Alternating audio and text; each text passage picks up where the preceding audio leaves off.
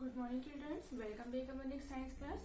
So students, in last class we discussing about the spherical mirrors and important terms and image formation in spherical mirrors. Okay, देखिए तो क्या होते हैं इसमें, the geometrical centre of the mirror format is called the pole. देखिए जो geometrical mirror centre होता है मिरर का उसे बोलते हैं हम पोल बोलते हैं, जिसे पी से डिनोट करते हैं. नेक्स्ट था हमारा द रेडियस ऑफ स्फेयर. अब जो स्फेयर रहती है उसकी जो रेडियस रहती है जिस व्यास बोलते हैं, जिसे a part of which the curve, जिसका पार्ट कर्व रहता है surface form is called the radius of curvature and denote by the r, जिसे आर से डिनोट करते हैं. नेक्स्ट रहता है हमारा the line passing through the pole and the centre of curvature is called the principal axis. और देखिए जिन पोल और सेंटर में के बीच में से लाइन होती हुई जाती है जिसे बोलते हैं प्रिंसिपल एक्सिस, जिसे पी एंड सी से डिनोट करते हैं. Next the rays of light parallel और incident to the principal axis. देखिए जो लाइट की किरणें रहती है पैरेलल रहती है, प्रिंसिपल अक्ष से होकर गुजरती है. कॉन्केव मिरर आफ्टर रिफ्लेक्शन के बाद कन्वर्ज इन द पॉइंट, और जिस एक पॉइंट पर आके मिलती है, this point is called the principal focus, जिसे एफ से डिनोट करते हैं. Okay, so to be continue in this chapter. Our next is activity number 2, to observe image formation in a concave mirror. अब देखिए कॉन्केव मिरर में image किस प्रकार बनती है वो हम ऑब्जर्व करेंगे. व्हाट यू नीड, तो आपको जरूरत लगेगी अ कॉन्केव मिरर, एक कॉन्केव मिरर की, अ candle, a white screen and mirror stand. Okay, एक व्हाइट कलर की स्क्रीन चाहिए रहेगी और आपको एक मिरर चाहिए रहेगा. Now method is placed a lighted candle. आपको उस लाइटेड कैंडल को on a flat surface in a dark room, एक अंधेरे वाले रूम में बिल्कुल फ्लैट सरफेस पे रख देना है. ऑल्सो प्लेस अ व्हाइट स्क्रीन, और वहीं पर आपको क्या रखना है, एक व्हाइट कलर की स्क्रीन भी रखना है. And a concave mirror in line with, तीनों को एक जैसे लाइन में जमा के रखना है. Okay, the candle with candle means बीच में रखना है आपको स्क्रीन रखना है, एक तरफ रखना है आपको कैंडल, और उसके लेफ्ट हैंड साइड रखना, राइट हैंड साइड रखना है आपको कॉन्केव मिरर. ओके, वो बीच में रखना है आपको स्क्रीन, आइसपाइट रखना है कैंडल और मिरर.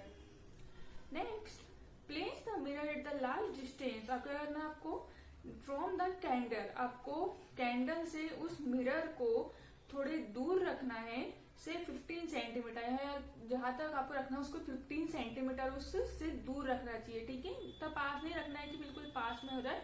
इतनी कैंडल 50 सेंटीमीटर की दूरी मेजर करके या उससे ज्यादा दूरी करके आप उसे रख सकते हैं. Move screen away from the mirror. अब आपको क्या करना है, उस स्क्रीन की मिरर को, जो स्क्रीन है उसे घुमाना है, मूव करना है. ऑब्जर्वेशन, तो इसका परिणाम क्या निकलेगा, at one position of the screen, जब स्क्रीन की एक पोजीशन रहती है, an inverted image of the candle, तो क्या होता है उस जो कैंडल उसकी इन्वर्टेड मीन उल्टी इमेज बनती है. Flat form on the screen, क्या होता है स्क्रीन के ऊपर उल्टा जो फ्लेम है वो उल्टा बनता है. Okay, next take the mirror toward the candle. आपको क्या करना है, सेट 10 सेंटीमीटर क्लोजर. आपको अब कैंडल से मिरर की दूरी कितनी रखनी है, 10 सेंटीमीटर रखनी है. पहले आपने रखी थी 50 सेंटीमीटर, अब आपको रखना है 10 centimetre.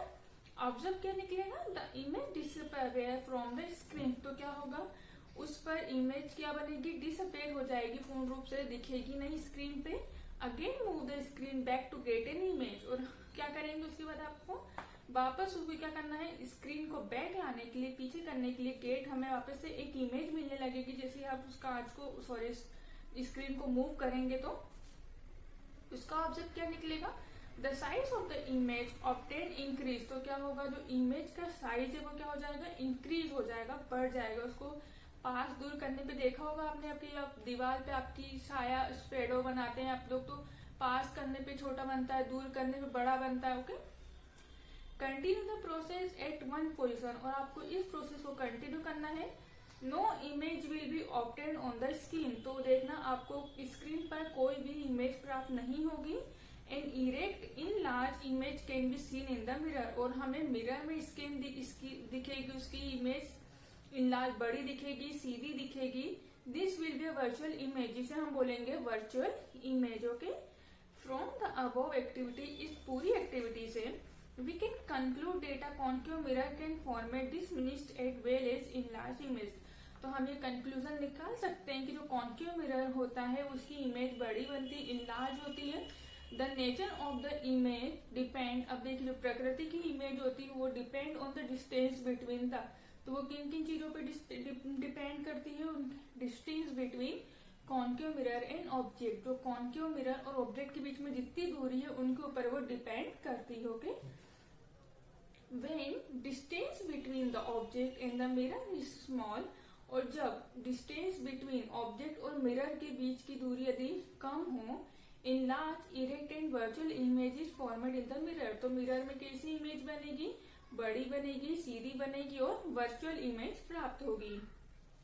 If the distance increase, और जैसे ही हम दूरी को बढ़ाते हैं, the size of the image decrease, तो क्या होगा, इमेज का साइज कैसा हो जाएगा, कम हो जाएगा, छोटा हो जाएगा।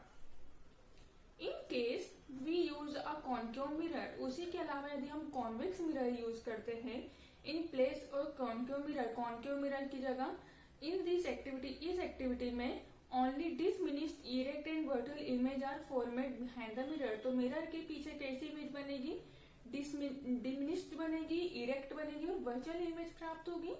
The image format does not change with the position of the object, और यदि हम उस ऑब्जेक्ट की पोजीशन चेंज करते हैं तो इमेज में भी कोई चेंजेस नहीं होगा, वो एज इट इज रहेगी। Object in the concave mirror के अंदर, ठीक है। अ concave mirror can not form a real image, और हम कह सकते हैं कि जो कॉन्केव मिरर होता है उसकी इमेज रियल नहीं होती है। ओके, देखिए जो अधिकतर गाड़ियों में यूज होता है वो कौन सा मिरर यूज होता है, ड्राइविंग के लिए हम लोग यूज करते हैं कॉन्वेक्स मिरर, ताकि जो इमेज होती है, सॉरी कॉन्केव मिरर यूज करते हैं ताकि जो इमेज होती है वो हमें बड़ी दिखाई देती है, दूर से जो वाहन आने वाले थे उसके लिए। सो फ्रेंड्स, आया आप लोगों को समझ में, इसके आगे का नेक्स्ट टॉपिक हम नेक्स्ट क्लास में डिस्कस करेंगे। Thank you.